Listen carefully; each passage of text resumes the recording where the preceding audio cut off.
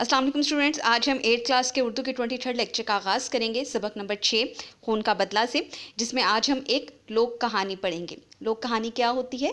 लोक कहानी एक सबक आमोज़ कहानी होती है जो नस्ल दर नस्ल मुंतकिल होती रहती है, यानी जिससे तमाम नस्लें जो हैं वो सबक हासिल करती रहती हैं। तो आज हम इस कहानी का आगाज़ करेंगे। पेंसिल्स अपने हाथ में रखिएगा ताकि जब आप इस सबक को पढ़ें तो आपको मुश्किल अल्फाज समझने में आसानी रहे और आप सबक को भी मज़ीद बेहतर अंदाज में समझ सकें। तो शुरू करते हैं। मुराद खान खून में लथपथ एक चारपाई पे पड़ा था। गांव के लोग इसके हुजरे में जमा थे। लथपथ भरा हुआ यानी खून से मुकम्मल तौर पर भरा हुआ था वो।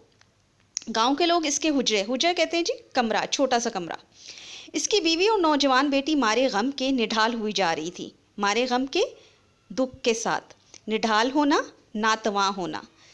मुराद खान की हालत लहजा ब लहजा ख़राब होती जा रही थी। लहजा ब लहजा, लम्हा ब लम्हा ख़राब होती जा रही थी। ज़्यादा खून बह जाने की वजह से इसकी रंगत जर्द हो गई थी।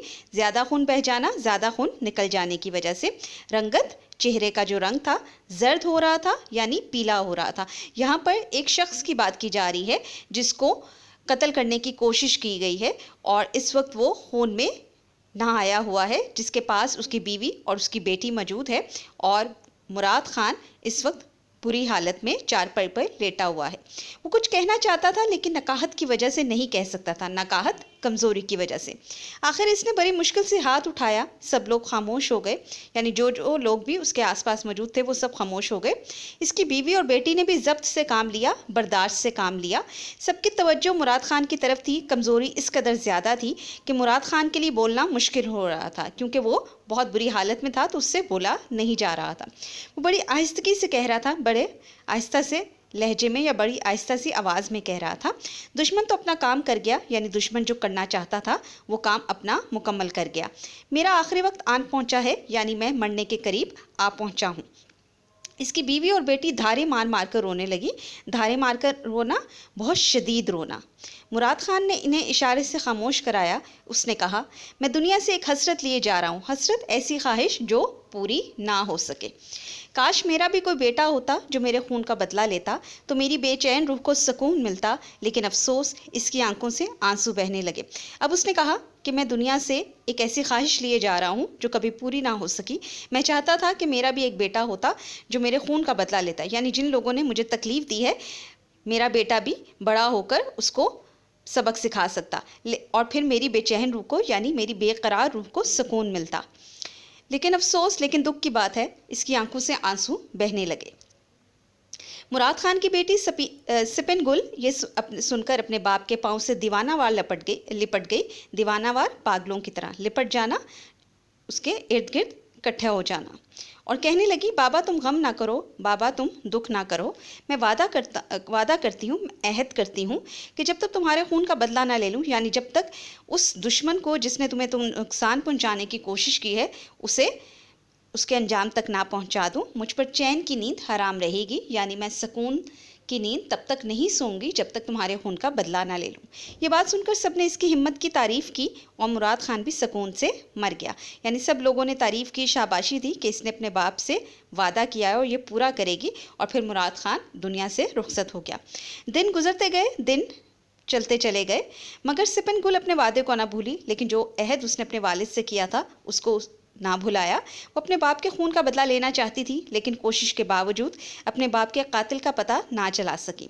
इसे सिर्फ इतना ही मालूम था, इसे सिर्फ इतना ही पता था कि इसके बाप पर कोई शख्स गोली चलाकर पहाड़ों में गायब हो गया है। यानी बस उसे इतना ही मालूम था कि कोई शख्स था जो पहाड़ों के पास से आया था और फिर पहाड़ों में ही गायब हो गया, और लोग इसके बाप को ज़ख्मी हालत में वहाँ से उठा लाए। किसी शख्स को कातिल के बारे में कुछ भी इल्म ना था, कोई भी जानता ना था। सिपन गुल इंतकाम की आग में जल रही थी, यानी उसके अंदर जो गुस्से की, जो नफ़रत की आग जल रही थी वो किसी भी तरह से बुझ नहीं रही थी, लेकिन कातिल का पता नहीं चल रहा था। वक्त गुजरने के साथ साथ इसके जज्बात में कमी की बजाय शिद्दत पैदा होती गई, और ऐसा ना हुआ कि जितने जितने दिन गुजरते चले गए उसके दिल में जो आग, जो नफ़रत थी दुश्मन के लिए, वो ख़त्म होती चली गई, बल्कि मज़ीद बढ़ती चली गई। लोग इसे समझाते थे कि तुम नौजवान हो, खूबसूरत हो, क्यों अपनी ज़िंदगी तबाह कर रही हो, बर्बाद कर रही हो। अपने आप पर रहम खाओ, اپنے اوپر رحم کھاؤ، اپنے اوپر مہربانی کرو۔ مگر سپن گل پر ان باتوں کا کوئی اثر نہیں ہوتا تھا۔ بدلے کے خیال میں وہ سب کچھ بھول چکی تھی کہ وہ اپنی پیاری ماں کی خدمت سے بھی غافل لاپرواہ ہو جانا، یعنی اس کے اندر اتنی شدت پیدا ہو گئی تھی دشمن سے بدلہ لینے کے لیے کہ وہ اپنی ماں تک کی پرواہ کرنا بھی بھول گئی تھی۔ ایک رات سپن گل نے اپنے باپ کو خواب میں دیکھا کہ وہ کہہ رہا ہے، بیٹی میری روح تجھ سے بہت خوش ہے، اب مجھے کوئی ملال نہیں، یعنی مجھے کوئی دکھ نہیں کہ میرا کوئی بیٹا نہیں ہے۔ تو نے بیٹوں سے بڑھ کر میرے قاتل کی تلاش کی ہے، لیکن اب تو اس کے خیال کو اپنے دل سے نکال دے اور اپنی بری ماں کی خدمت کر۔ اس خواب سے سپن گل جاگ اٹھی اور اس کے کانوں میں بڑی دیر تک اپنے باپ کی آواز گونجتی رہی۔ اتنے میں دروازے پر دستک ہوئی، دروازے کو کسی نے کھٹکھٹایا۔ تھوڑی دیر کے بعد پھر کسی نے دروازہ کھٹکھٹایا، ماں بھی جاگ پڑی تھی۔ ماں بیٹی دونوں نے اٹھ کر دروازہ کھولا۔ دروازہ کھلتے ہی زخمی نوجوان دھڑام سے اندر آ گرا اور گرتے ہی بے ہوش ہو گیا۔ وہ کچھ دیر تو اس کو دیکھتی رہیں، پھر ماں نے اس کے منہ پر پانی کے چھینٹے مارے۔ دونوں نے اسے پلنگ پر لٹایا، یعنی بستر پر لٹایا۔ سپن گل نے جلدی سے پانی گرم کر کے اس کے زخم دھوئے، زخم صاف کیے۔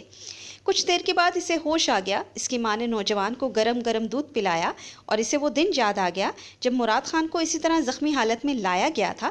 اس نے نوجوان کو بتایا کہ آج سے 2 سال پہلے میرے شوہر کو بھی کسی بدقسمت نے گولی مار دی تھی، لیکن اس کا زخم مہلک تھا، یعنی خطرناک تھا، اس لیے وہ مر گیا۔ تم نوجوان ہو اور زخم بھی گہرا نہیں ہے، بس ذرا سی کمزوری ہے، نکاہت ہے، یہ بھی رفع ہو جائے گی، یہ بھی دور ہو جائے گی۔ نوجوان نے پوچھا، تمہارے شوہر کا نام کیا تھا؟ اس نے کہا، مراد خان۔ اب آگے ہم نیکسٹ لیکچر میں پڑھیں گے۔